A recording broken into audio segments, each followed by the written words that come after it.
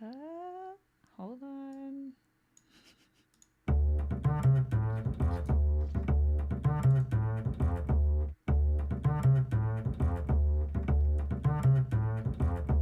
From 1 to 100. This is a podcast where we talk about building your YouTube community from 1, that's you, to 100, so you can make a living doing what you love. On the show, we talk about how to build a business as a YouTube creator in the passion economy. I'm your host, Heather Ramirez, and this is episode 18 of From 1 to 100. Woo! All right, guys, so I'm excited for this episode. I know I say I'm excited for every episode, but for real, though, I'm very excited about this episode because I think this is going to be the first time on the show where I'll be able to talk to, I'm just calling him a representative of a crucial aspect of the passion economy, and that's someone from the tech startup world. We talk about creators. I've had creators on the platform before. We talk about building communities, but we wouldn't be able to do any of this stuff if it were not for the tools that allow us to do that. And my guest today is a serial entrepreneur, has been at the forefront creating tools to empower creators for years, and I'm very excited to have him here. His name is Greg Narain. Hello. Yay! Hello. Wait, hold on. Here. There you go. Oh, you get the air horns. Yeah, of course. All right. Greg, for people who don't know who you are, can you please give them a quick intro? Yeah, absolutely. I've been an entrepreneur basically my entire life. Started way back like 25, 30 years ago. But I guess more recently and more currently, I've been, or over the last 10 or 12 years or so, I've been working in the creator space. I started a company called Clout. Ran product at a company called Clout a long time ago, like 10 years ago, where we were the first people to rank sort of online influence and score it, help brands start to become part of the equation. My company after that was a company called Shoot, which is a user-generated content platform connecting brands and influencers and fans all together in sort of a big mix. Over the last year, previously, I was been running product at a company called Creator Cash, which is the first banking platform for creators. So we do cash advances and issue bank accounts and all that fun stuff. And I'm also the founder, co-founder, and CEO of a new company called Zealous, which is a live streaming platform. So been in the space a long time. Also been a creator for a long time. Started blogging in 2003 and did podcasting in 2004 and 5, or 5, I guess, maybe. I've been a live streamer for a couple years on and off in various ways. And I also still write quite a bit. So, yeah. Awesome. Thank you for being here. I'm very excited to talk to you because I think you bring a perspective that I don't really know much about. So I've told you this. All right, hold on. Let me back up. I was a guest on Greg's show, The Created Economy, last week with his co-host Ken, who's also in the chat. Super fun. If you didn't get a chance to check that out live, go check out the replay. But as I was telling you guys, I didn't even think of the creator economy. In my world, as like the YouTube world, we talk about the creator economy, we get it, but all we think of is like, how do we monetize our YouTube channel? We're not thinking like the economy and like how people are doing business and, you know, startups and where the trend is and all of that. So I was wondering if you can start with describing, I don't know, the state of the creator economy right now.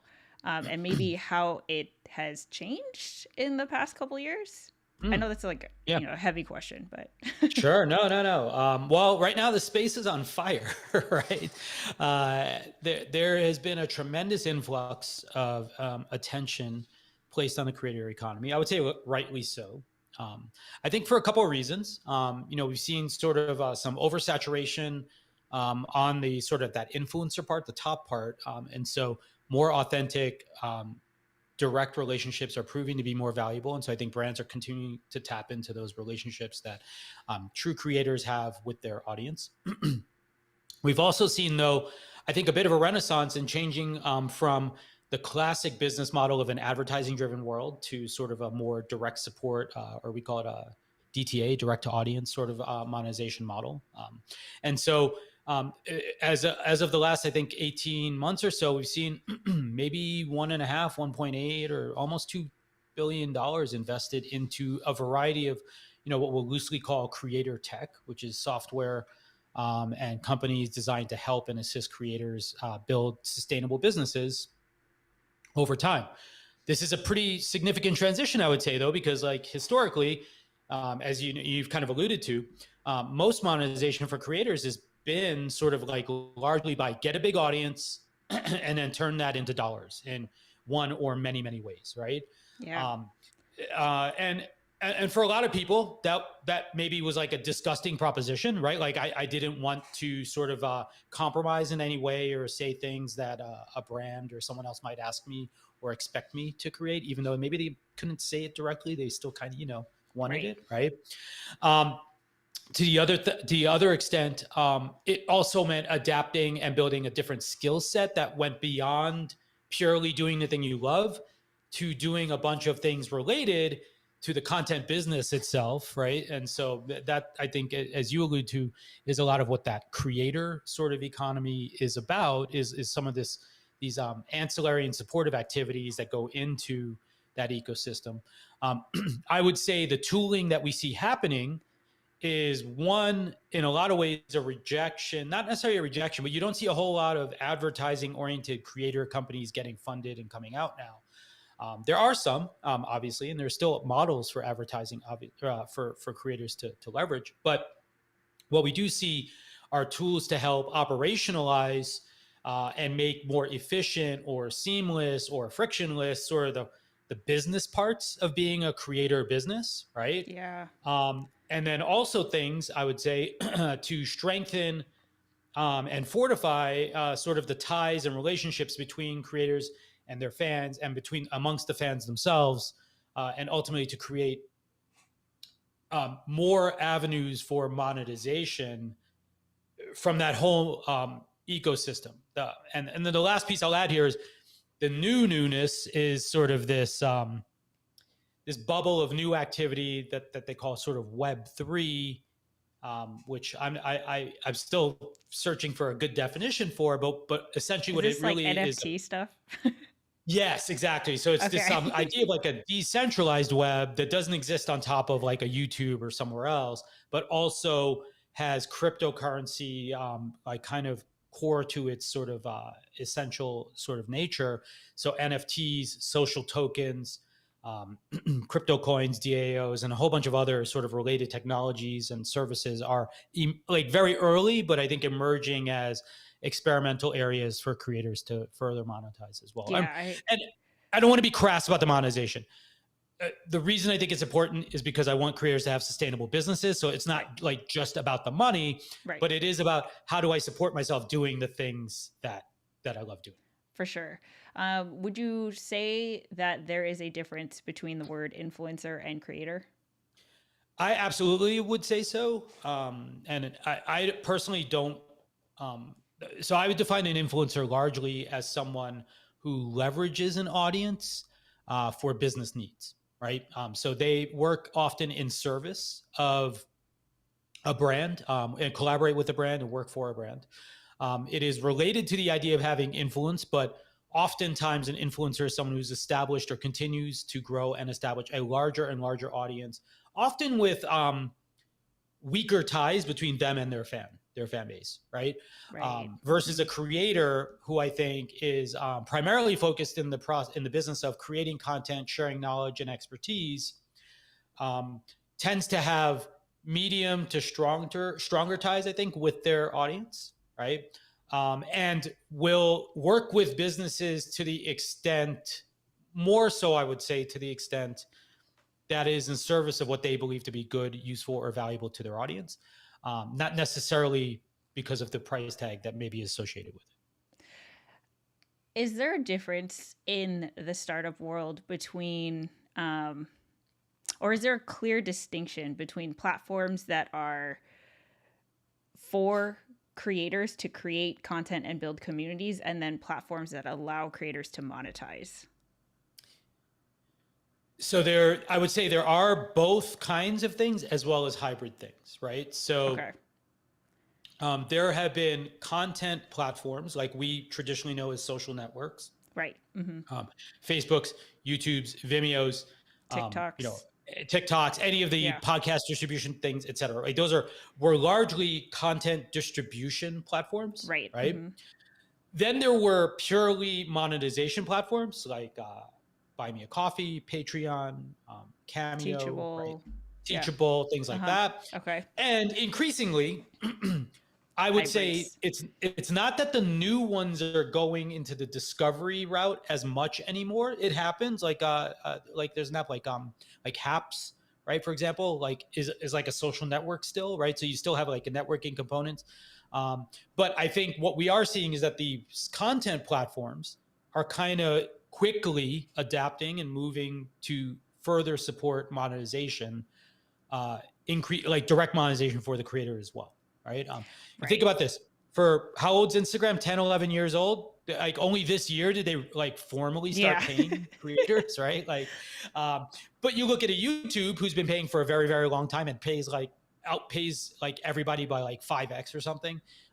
Twitch, which has had like, I would say is a good hybrid in that middle overlapping part of the Venn diagram. So I think like the social networks are increasingly moving this way because there's interest and competition from the pure monetization or direct monetization sort of circles. Yeah. Okay. I am an advocate. I think what all this comes down to is advocating for a creator middle class, right? And I love your take on, I think we should empower creators. This very much can be a business, and the sooner that you act like it is or see the potential that it can be, you can get the support that you need to make a living doing what you love by creating content and using these tools and stuff like that. I'm curious, do you see anything to address the idea of the creator middle class where it's not like you have to have like, I mean, I saw on Twitter yesterday you had retweeted Roberto Blake, who was talking about how 90% of the views on YouTube go to the top 3% of creators, which is like totally nuts to me. But, for those of us who will never be in that top 3%, can you talk a little bit about like, I don't know, efforts to help make the transition from I'm just doing this as a hobby to this is something that can be a business? Yeah. Does that make sense? Yeah. So I do think of it as, the word middle class to me is more of an economic status than it is sort of a career pursuit.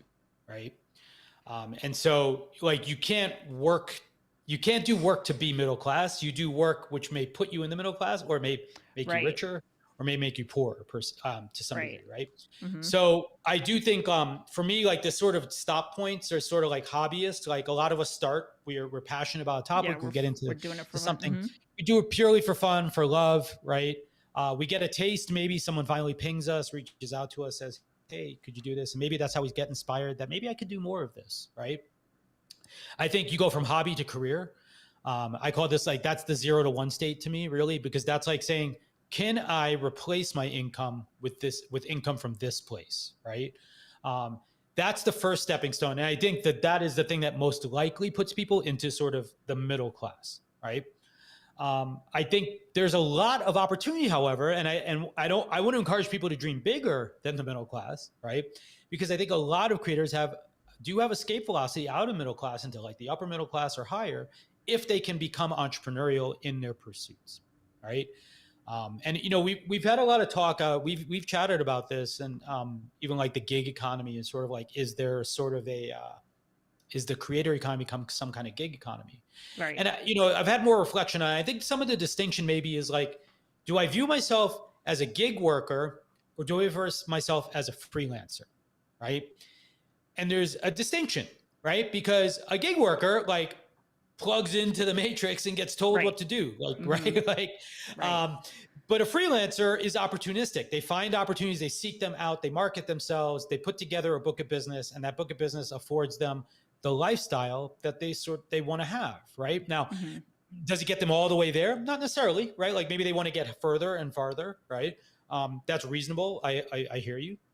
But I do think that to get to that middle, even to get to that careerist point of view, as you're pointing out, you've gotta be proactive in winning the business that helps you have that lifestyle and not expect it to happen, right? Like, so, I talk about this idea about the marketplace of ideas, and it's ultimately that all of us are competing for a finite thing called attention, right? Yeah. Every single one of us, right? We're all competing for the entertainment part of people's brains, the education part of people's brains, right? The passion part of people's brains.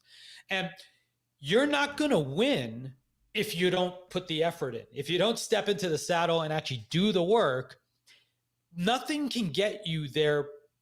And, there's always these exceptions, which I feel unfortunately tend to become the rule. When 30% of, kids say they want to be a YouTuber, they have no idea what work it takes to be a YouTuber. right? Yeah. Like, yeah. There are traits that are admirable, like the ability to talk about something you love. But most people who know that once you start working at it, it's work, right? Like, it's not like you just hang around all day. You spend 60% of your time editing, 30% of your time like planning, right? And the other 5% of your time like doing administrative and paperwork and all these other things, right? So it quickly becomes the reality of being a business person, minimally a consultant, a freelancer. Not saying that that's like the type of work you're doing, but it is the mindset that you have, right? Which is that you figure out how to pile up enough money to pay your rent and all the other things that you need to do and support yourself. And then you figure out how to give you more and more of those months at a time, so you're not like in the lurch, right? I've been a consultant and a freelancer and for my entire life. I bootstrapped all of my companies up until the last two, right? And all of that happened by doing hard work and then taking the spoils of that hard work and saying, great, I'm going to invest that in myself. I'm going to invest that in my own companies, or whatever it's going to be. Mm-hmm. So here's something that I see when people come to the YouTube world and they want to start a YouTube channel. I think everyone wants it to turn into a sustainable, substantial source of income. It's just, it's different for everybody. And I 100% agree that, if you want to take it seriously like a business, I think that helps you if you do it sooner. But a lot of the times I think that because it starts out as a hobby, the path to monetization, aside from what, on YouTube, which is most commonly known as like affiliate sponsorships and super chats and stuff, donations. Mm-hmm. How do you suggest a creator figuring out like monetization opportunities and getting the support they need to be better, to be more business savvy as a creator? So I look at it as, don't even think about it as business savvy. Let's start like even below that. It's just classic adulting, right? Like we just have to move into or back into all of the things that we previously kind of didn't pay attention to, right? So for example, if you have a job, right? You don't worry about taxes like deductions. You don't worry about taxes, like withholdings, a whole bunch of other things get taken care of for you, right? So I think like in general, right? Like there are basics to basic financial skills that probably every person needs to have. We don't have enough financial education in the world in general, right? So I think like educating yourself on some of these basics would be very useful, right? Like just how to make a budget for yourself. These are not business related. These are just general basic things, right? How to make a budget, how to save money, how to like reduce your spending, how to save, how to like invest money, right? So these are all like basic good skills that are worth picking up as an adult, right? In general. Now, when it comes to becoming a business, right?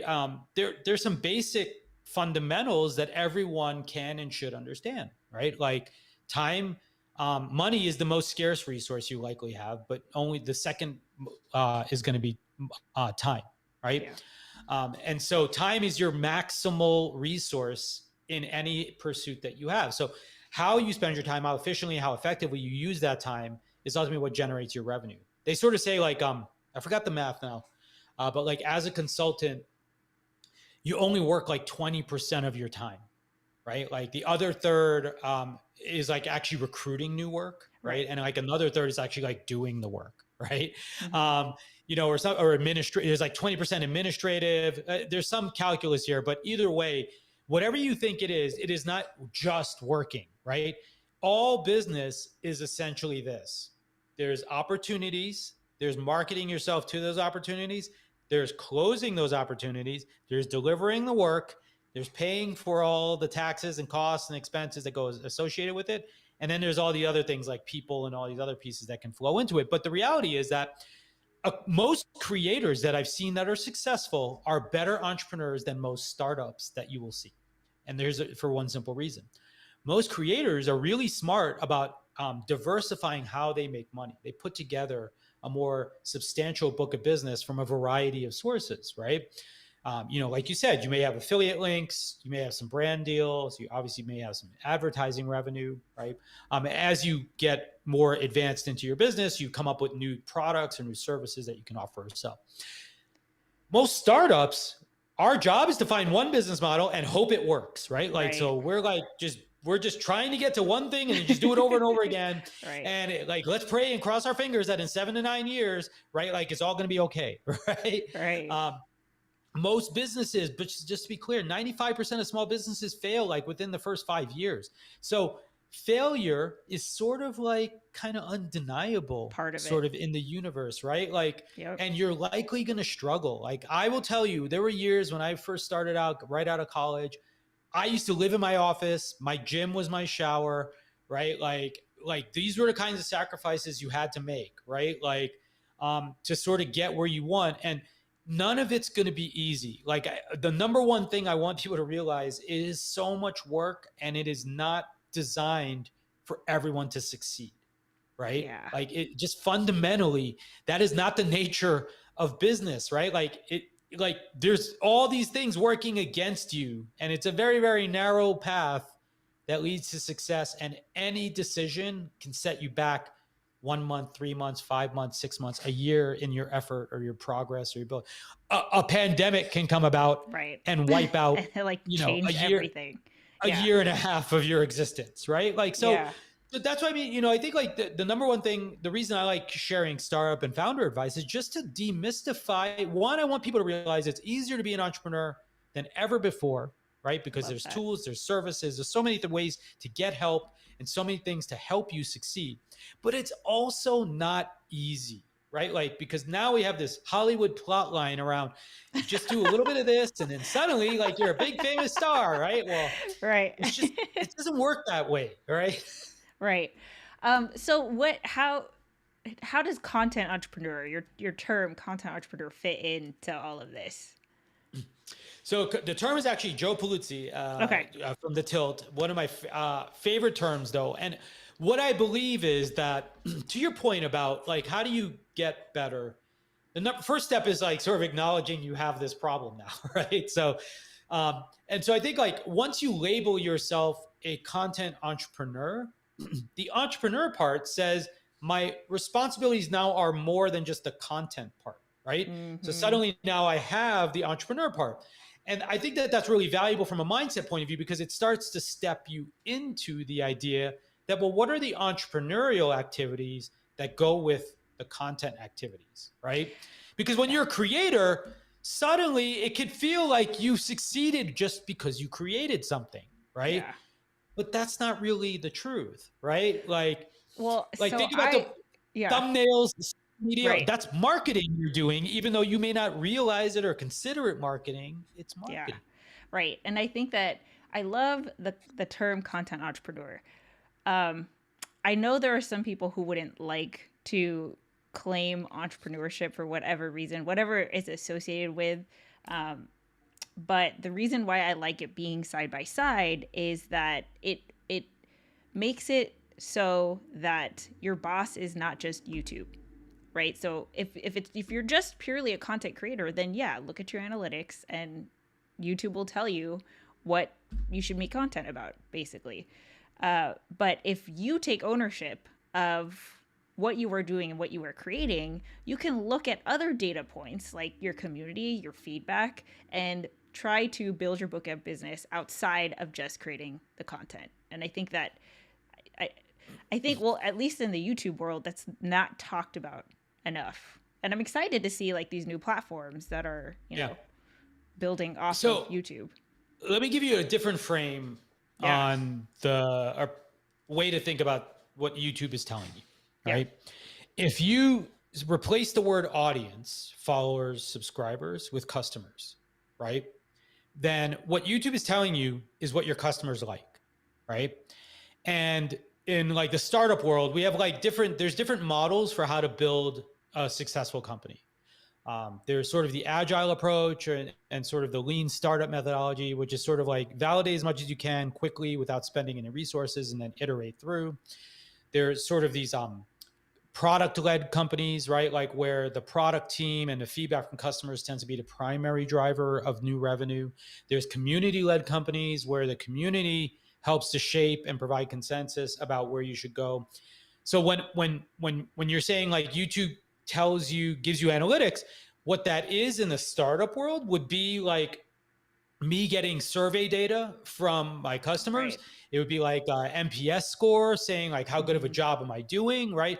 So I think that again, it's a mindset thing, right? Like where there's analogs in the actual business world, right? Like that being an entrepreneur means that if you think about what you make as your product and then you have your customers, and if you start to just ask yourself those questions from that point of view, you get a lot further, right? Than if you only are just saying, well, what kind of content works? It's not actually what kind of content works.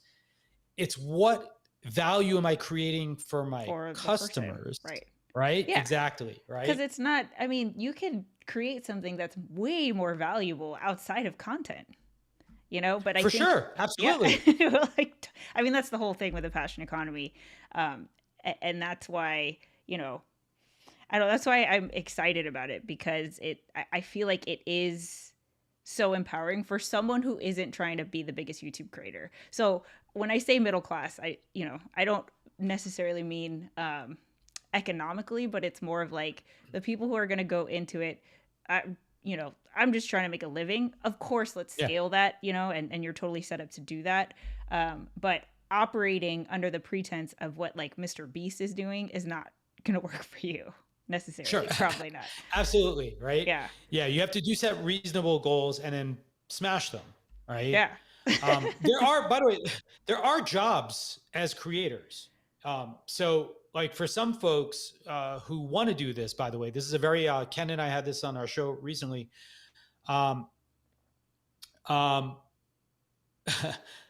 Yeah, I closed my rings. But there were thousands of new jobs as creators inside of organizations, for example. So if you like love the process of creating stuff, figuring out what's going to work well, you could go get a job at Amazon as a creator. You could get a job at tons of companies. In other fields, for most companies, there are roles in social media, which provide a lot of opportunities to be a creator. If you want to continue to build and develop that skill set, right? I think there's a lot of opportunity to do that.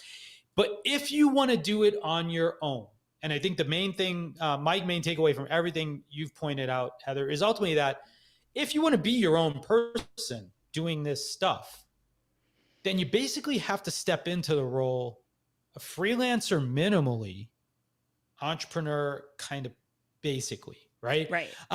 Right. Like, because every action that is meant to generate net new revenue for you is an entrepreneurial pursuit. Right. Yeah. So I have I came up with a new term, and mind you, I'm in creator world. So, I know that, because one of the things that I was thinking about is like, why do I even care about the economy in the first place? Like, why am I so like creator economy, passion economy, business model, all these things? And what it comes down to is I want to create a formula that is, or, a blueprint that if someone were to start tomorrow and they know that, whatever, by nature of their content, they're not going to get mass appeal, they can still monetize, build a business, and create content. Like, they can still do that. That's still a possibility. And so that's like what it all comes down to. And I feel like the passion economy was like the closest thing to that, because creator economy, I think, is still very much like you have to get the big numbers, whereas passion economy, like you only need 100 community members.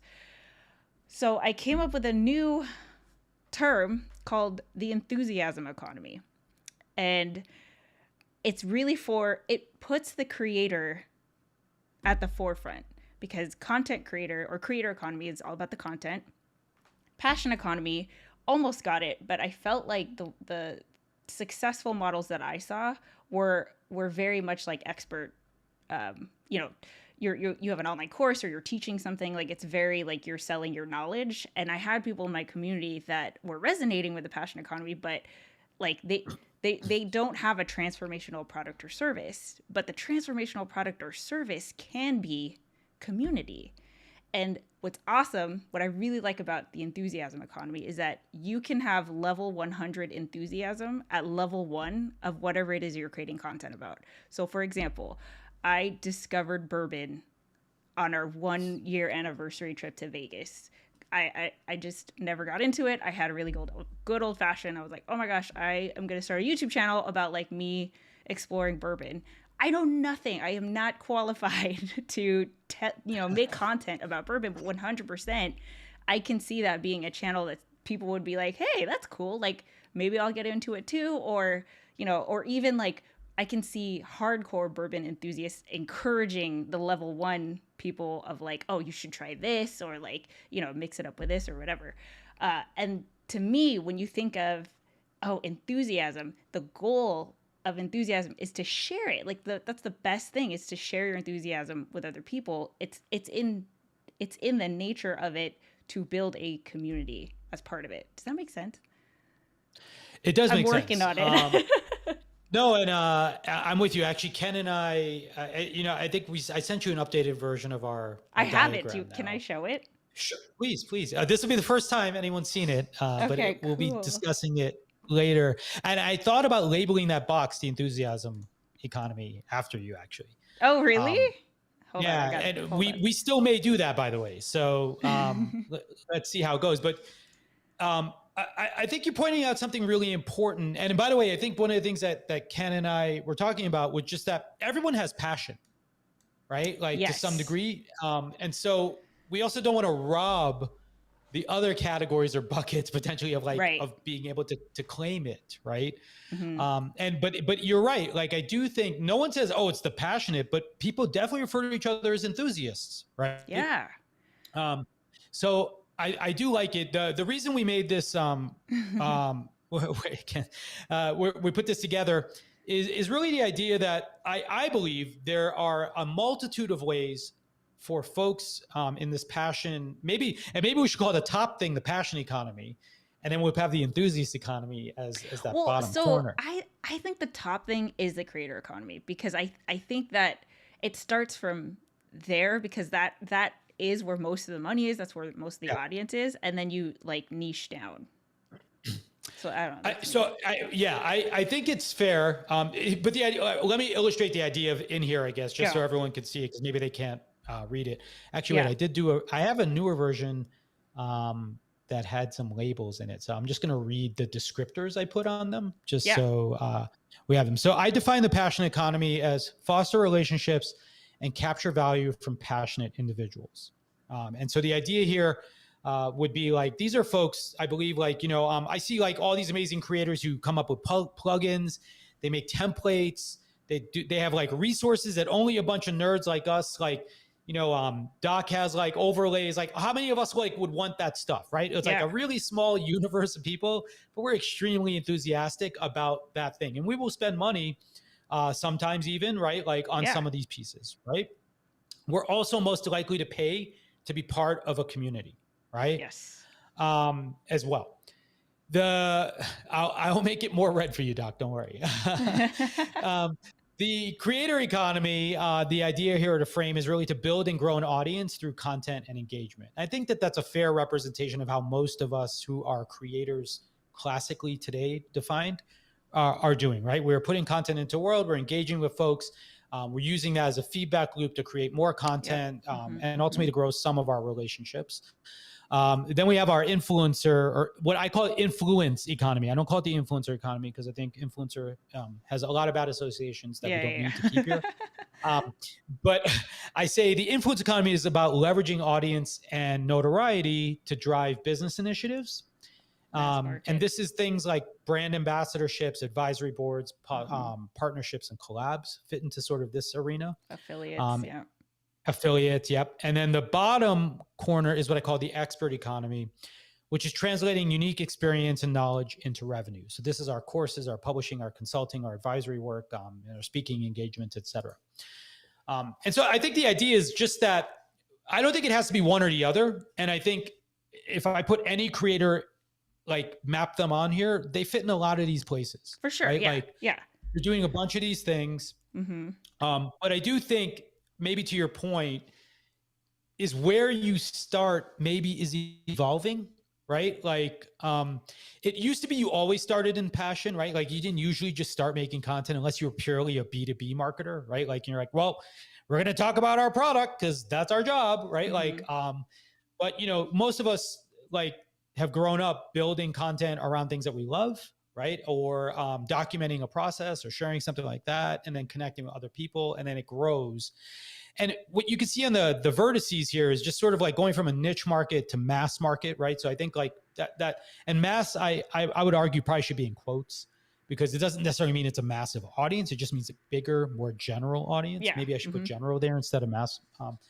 And on the left-hand side also versus the right-hand side, I think it's just like, who do we monetize, right? Like, are we monetizing like sort of more individual level versus like working with business entities and organizations?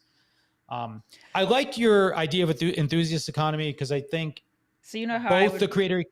Here's what I would change. Oh, please. I would change expert economy to passion, with my understanding of the passion economy. So the passion economy, the crucial part of it is you have to offer a transformational product or service that people are willing to pay a premium price for. So it has to be at least, you know, around $100 a month. It's something that's going to be an investment. It's something that's they're paying that premium price because it's going to have some kind of effect on their life, right? So and that was my problem, because people who would do the specialty products, the community focused, it wasn't. Membership to a community is not necessarily something that you need to pay $100 a month for.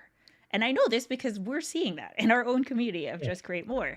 And so I was like, I'm running into a problem. And then that's when I was like, oh, it's to share the enthusiasm, which is exactly this. So we've got people in the eCam community, they can make their overlays and sell it for, it doesn't have to be $100 a month, but it could be, you know, here's a $20 template, here's a $50 ebook, here's, you know, $25 access to a community of other people who are just as enthusiastic about the thing that you are, and you guys can all hang out together, you know, and all of that.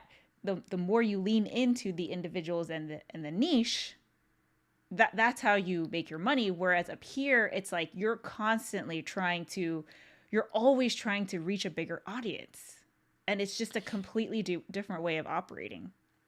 Well, yeah, that's true, but I guess you're pitting them against each. So yeah, I guess my feedback on the expert economy would be that expertise is a well-worn path, right? And so like there's companies, organizations, systems in place for like leveraging and selling expertise. I don't think passion is required to be an expert. I think they often are commingled, right? But I believe like I've done something long enough that I'm an expert. I may not love it, but because I know the most about it, right? Like I'll do it's it something I can monetize. All those old COBOL, programmers, like when the Y2K bug came out and everyone was in the demand for them, I'm sure most of them weren't like, damn, I can't wait to write some more COBOL. However, they're like, I can extract a really, really exorbitant fee because of my knowledge and expertise. And so that's probably for me the distinction there. Now, to your point, I believe the activities that support these monetization methods are absolutely different, but they are, but they're likely additive to each other, right? Like, yes. Right. Like, so I don't think it has to be an either or it doesn't, per se, right? It shouldn't like, be, but honestly. It shouldn't be. Well, also here's the thing, like if you're like Doc and you're Doc says he's expert drunk, but if you're like a super audiophile, expert, right? Like in like very much into like all the nuance, Dolby style engineering, sound engineering background, there just never will be a mass market for it. Now, what happens though is the nature of the knowledge gets and this is what Ken and I were using examples. Like you take like a Bill Nye, like the science guy. What the folks who tend to make it in the creator economy, I think, achieve is great fluidity in translating and making something passion oriented, geeky, more accessible to more people. Right. Mm-hmm. So it doesn't necessarily mean that you're chasing the audience. What you're doing is that you are making the content more available to more kinds of people. Right. So like, for example, where we are today in the creator economy 10 years ago was completely niche content that only like a handful of people ever talked about. Yet now we have lots of people making content about how to be a creator. Right. And it's the people who are good at making that information more accessible, more attainable, that I think succeed at getting that mass market appeal. That's why a Bill Nye, who's is an expert at translating complicated science things down for regular people to understand, he's a creator in his own right because he makes it more accessible than, say, like your high school science teacher who maybe like just cared about delivering it, or maybe like, say, a doctorate, sort of level college person who's like super in the weeds. It's not that the one's better or the other. It's just that like, how accessible do I like making this topic? And you know what happens? We see this often. How many times do people feel betrayed? They're like, oh, all these jokers are here now, like doing our stuff. And like, they're like, I hate it. Like all these people aren't purists and blah, blah, blah. And we have all this rejection of all the regular people coming into a thing that we love.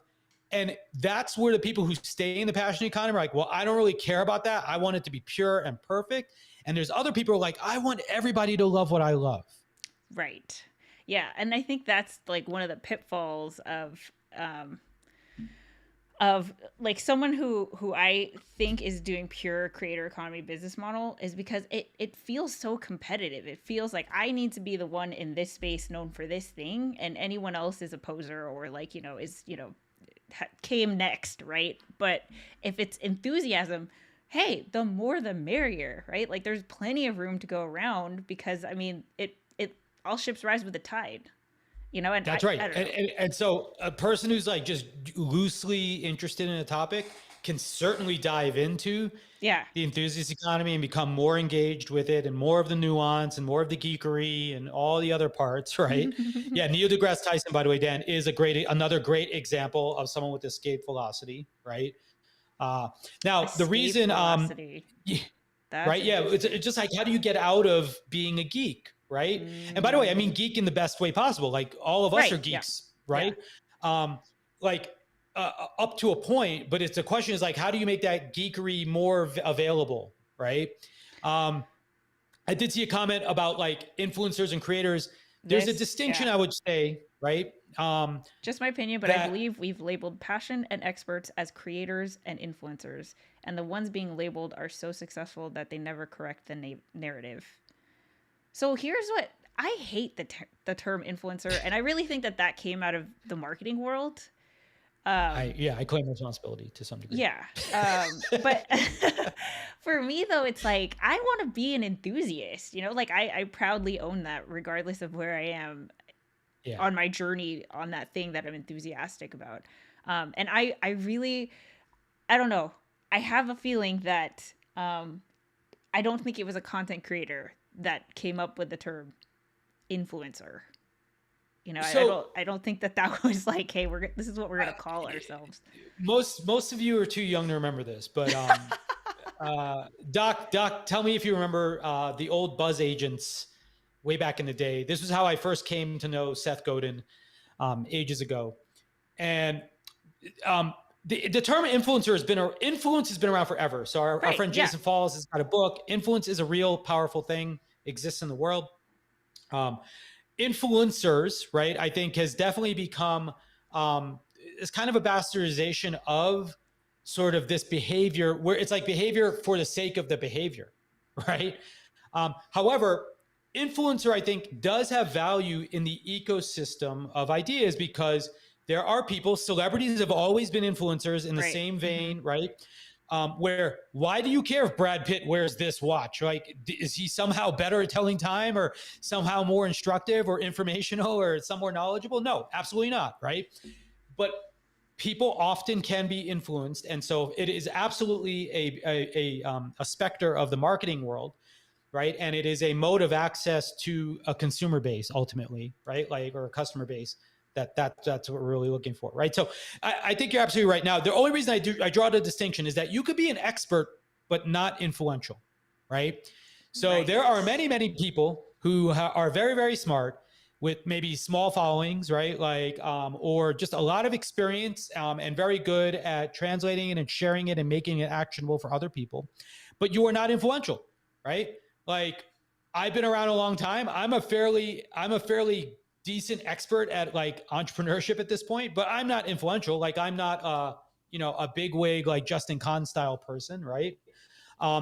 And that's the distinction, is that influence is when other people want to use you to sway business or to advise directionally, right? Strategically, versus expertise often is applied tactically, right? Like, get me from A to B as fast as possible. And then the other one is like, get me from A to how far can we go?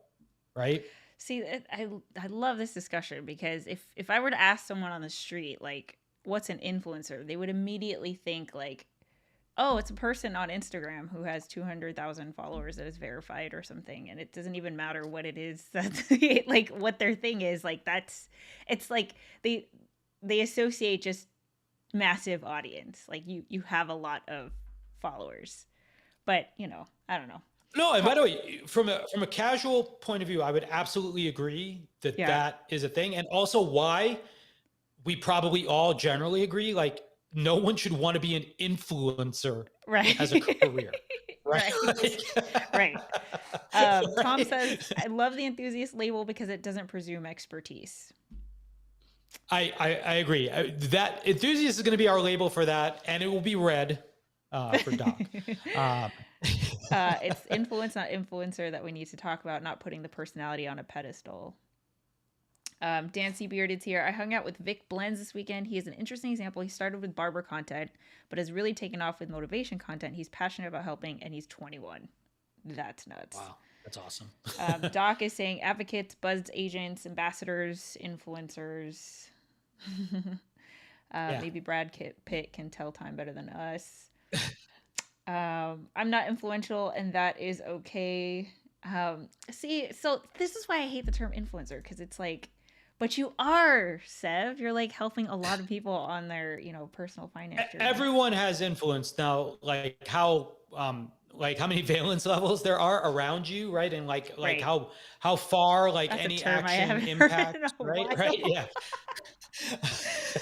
Oh man. That's going to always change, right? And I do think one of the downsides of, for humanity, I guess, right, with social media is that this becomes a measuring contest about how many people you can sway, and it puts more of it out there. It's like your worth is determined by how many people are following it, and I hate that, and I for sure. I always want to. It sucks to me. Like, one of the saddest things is when someone who's super enthusiastic tries YouTube and then they don't make it and they just quit. And it's like, your story, you totally have a story worth sharing. This is totally figure outable. It's totally possible, but you don't have to just look at this one set of data points in order to, whatever. Anyway. By the way, this is classic startup mistake, right? Founder mistake. Founders make this problem all the time. Startup founders make this problem all the time, because here's what happens.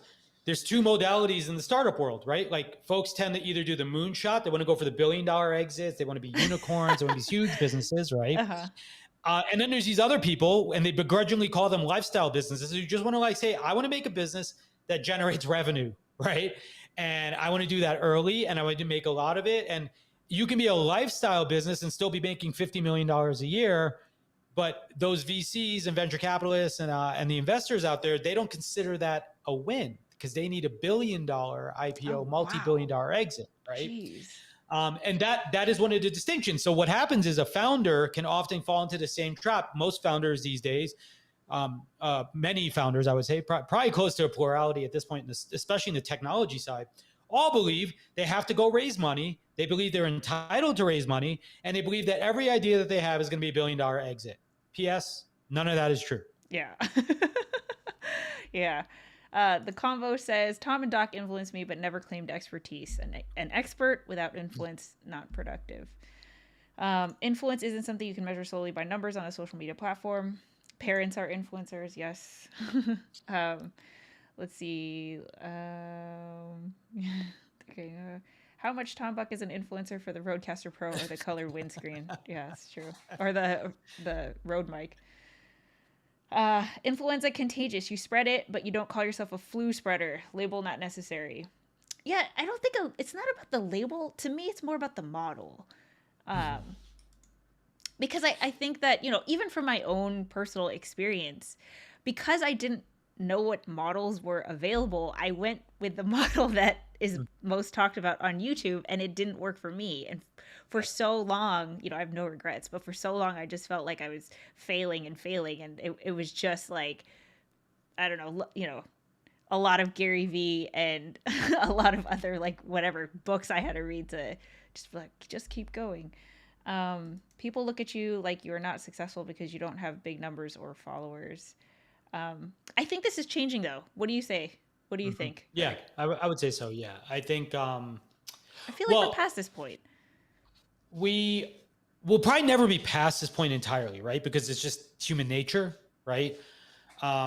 People want influence. They want and they like metrics. It's like why the Clout score when we created it was so controversial. Like the people who had a high score loved it, and then everyone else hated it, right?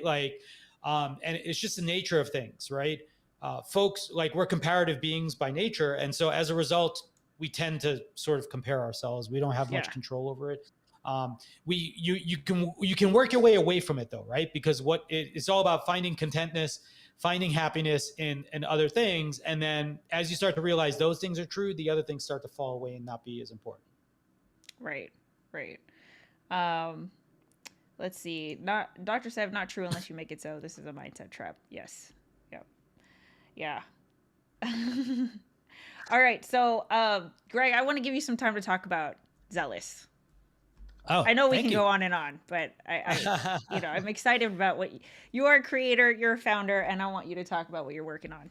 So sure. Well, I think you got to see Zealous the other day. I did. It was very cool. And so what we're building with Zealous is pretty straightforward. I fundamentally believe that every creator should have the option or potential to create a standalone business. I do believe in the enthusiasm economy, and I believe that those tight relationships that you can have with a set of people is really valuable.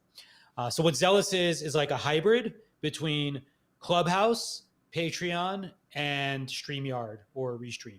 Basically, we have a web-based studio that you can use to produce a stream right from a browser or your phone. It's like Clubhouse because everyone who comes into your experience, into the studio, you can actually invite anyone on stage up to, I think we can do 15 people at the same time. And then you can rotate them through and bring on multiple folks as you will. And it's like Patreon because at heart, I really believe that live is one of the most compelling, engaging formats that exists today. It provides a great reward for both the audience and the creator because it's interactive. It doesn't necessarily have to have a tremendous amount of production work or editing or offloaded work built into it.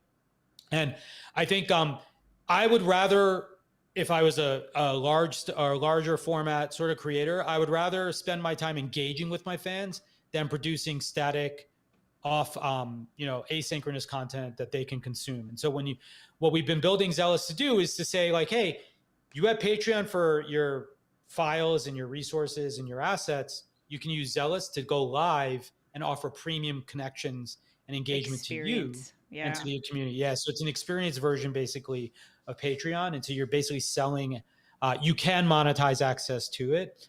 But we are building it to honor all of your existing memberships. So you don't have to, use us for charging for things. Got it. That's right. We'll bring in your Patreon patrons. We'll bring in your Twitch subs. We'll bring in your YouTube members. And then we'll help you sort them out like in Clubhouse into groups on the side so you can see which of those members are there, and you can invite them up in batches or one-on-one to chat with you as well. How is it different from Zoom? So it's kind of like Zoom, I guess, to some degree, except it adds like Ecamm and StreamYard and Restream style production capabilities, right? So And it we connects provide with like your Patreon and- different layouts. We have like video backgrounds coming. We have our graphic overlays. All that stuff's built in. It also is community aware though, right? So like unlike a Zoom where you literally have to invite the people, but let's say you have like a bunch of super fans or super followers on a variety of services or subs in other places, and they all come into a Zoom, you might miss them. And it's really important, I think, to pay attention to those super fans and to make sure you give them a shout out. And so kind of like Twitch, we're going to auto generate like alerts for you. Like, oh, like, you know, your tier 3 sub just arrived, and like just do an automatic cool. banner for you instead of you having to actually go create all those things and do all that hustle work. And so you can spend more time actually engaging one-on-one with your fans. Can people sign up for that now?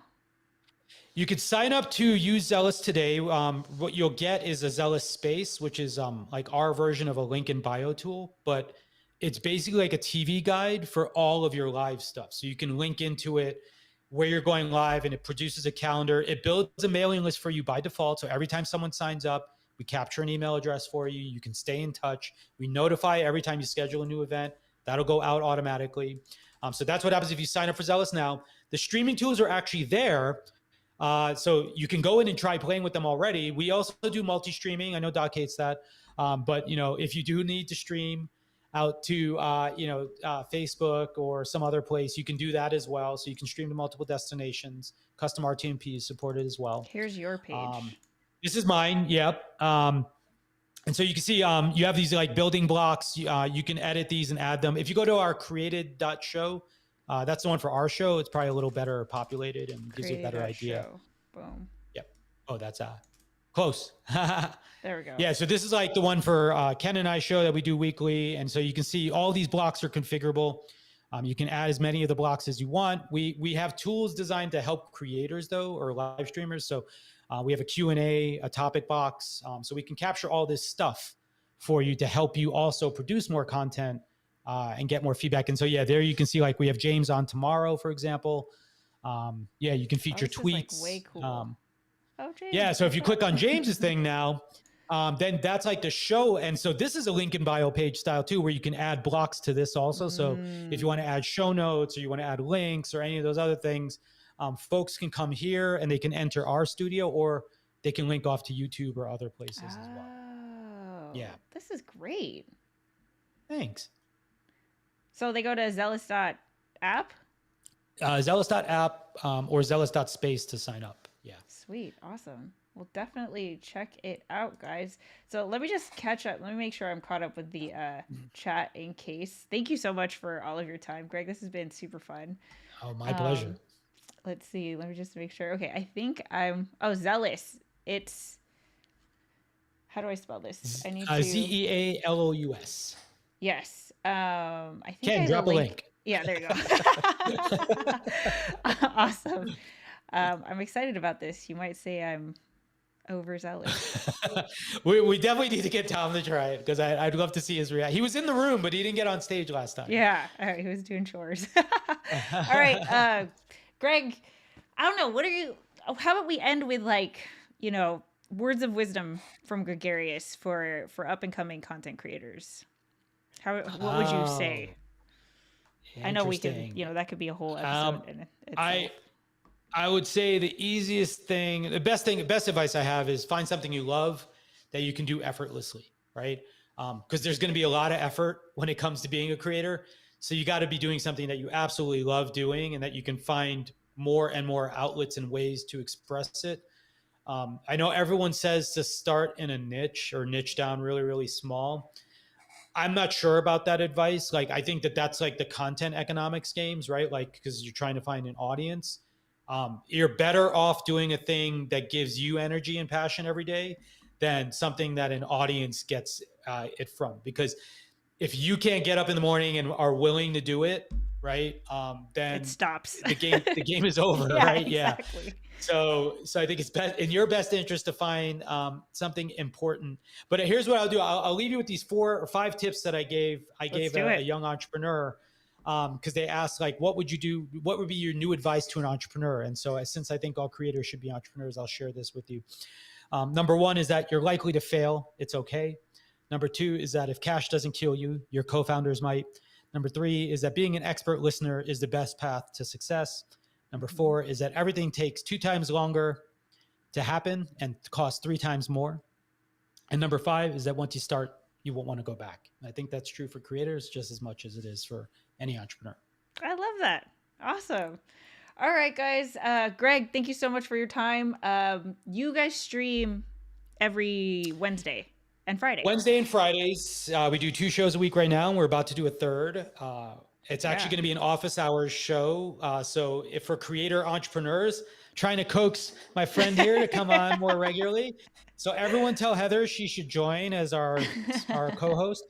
But yeah, we're going to be doing entrepreneurial office hours basically for creators to try to make sure that they get the advice they need, brainstorm with you, help you find success, share whatever we can. I've got a crew of experts coming together to help, and we just need some creators who want to get some help now. Awesome. All right, Greg, thank you so much. Everyone, thank you so much for tuning in. And if you want to check out Greg and connect with him, all the links are in the description underneath this video. And we will catch you guys next Tuesday, 1 p.m. Pacific Standard Time. Take care, everybody. Bye. Bye, everyone.